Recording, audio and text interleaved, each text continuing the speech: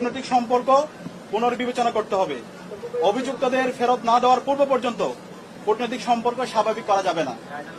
এই দাবি অনতিবিলম্বে না মানা হলে এবং আইন শৃঙ্খলা পরিস্থিতি দৃশ্যমান পরিবর্তন না দেখাতে পারলে স্বরাষ্ট্র উপদেষ্টা, আইন উপদেষ্টা এবং পররাষ্ট্র উপদেষ্টাকে পদত্যাগ করতে হবে। এই 3 দফা দাবি আমরা জানিয়েছি এবং একই সাথে আমরা গতকাল থেকে বাংলাদেশের সকল ছাত্র সংগঠন, সিভিল সোসাইটি, সাংবাদিক এবং জুলাইয়ে যে সমস্ত সংগঠনগুলো তৈরি হয়েছে, জুলাইয়ের যারা আমাদের সহযোদ্ধা ছিল, আমরা সবার সাথে গতকাল থেকে যোগাযোগ করছি, মিটিং করছি। ছাত্রদল, ছাত্র শিবির, ইন্ডিপেন্ডেন্ট অ্যাক্টিভিস্ট এবং বামপন্থী সংগঠন, ইসলামিক সংগঠন এবং সব ধরনের নাগরিক, ছাত্র এবং নাগরিকদের সাথে আমরা যোগাযোগ করেছি।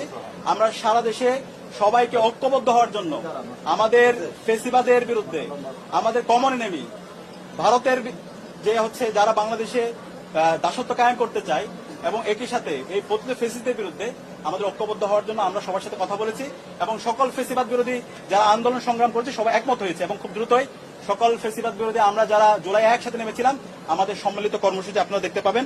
এবং একই সাথে আমরা সারা দেশের মুক্তিকামী ছাত্র জনতাকে আহ্বান করছি, আমাদের প্রত্যেকটা পাড়ায় পাড়ায়, প্রত্যেকটা ওয়ার্ডে ওয়ার্ডে আমরা যেন দেশের আমাদের নাগরিকদের নিরাপত্তা নিশ্চিত করার জন্য আইন শৃঙ্খলা রক্ষায় আমরা যেন গণকমিটি গঠন করি। কূটনৈতিক সম্পর্ক পুনর্বিবেচনা করতে হবে।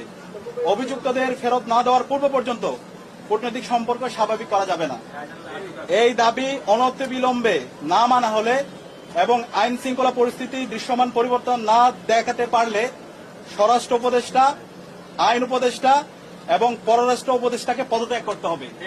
এই 3 দফা দাবি আমরা জানিয়েছি এবং একই সাথে আমরা গতকাল থেকে বাংলাদেশের সকল ছাত্র সংগঠন, সিভিল সোসাইটি, সাংবাদিক এবং জুলাইয়ে যে সমস্ত সংগঠনগুলো তৈরি হয়েছে, জুলাইয়ের যারা আমাদের সহযোদ্ধা ছিল, আমরা সবার সাথে গতকাল থেকে যোগাযোগ করছি, মিটিং করছি।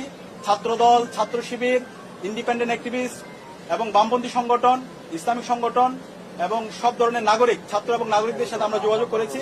আমরা সারা দেশে সবাইকে ঐক্যবদ্ধ হওয়ার জন্য আমাদের ফেসিবাদের বিরুদ্ধে, আমাদের কমন এনিমি ভারতের যে যারা বাংলাদেশে দাসত্ব কায়েম করতে চায় এবং একই সাথে এই পতিত ফেসিদের বিরুদ্ধে আমাদের ঐক্যবদ্ধ হওয়ার জন্য আমরা সবার সাথে কথা বলেছি এবং সকল ফেসিবাদ বিরোধী যারা আন্দোলন সংগ্রাম করেছে সবাই একমত হয়েছে এবং খুব দ্রুতই সকল ফেসিবাদ বিরোধী আমরা যারা জুলাই একসাথে নেমেছিলাম আমাদের সম্মিলিত কর্মসূচি আপনারা দেখতে পাবেন।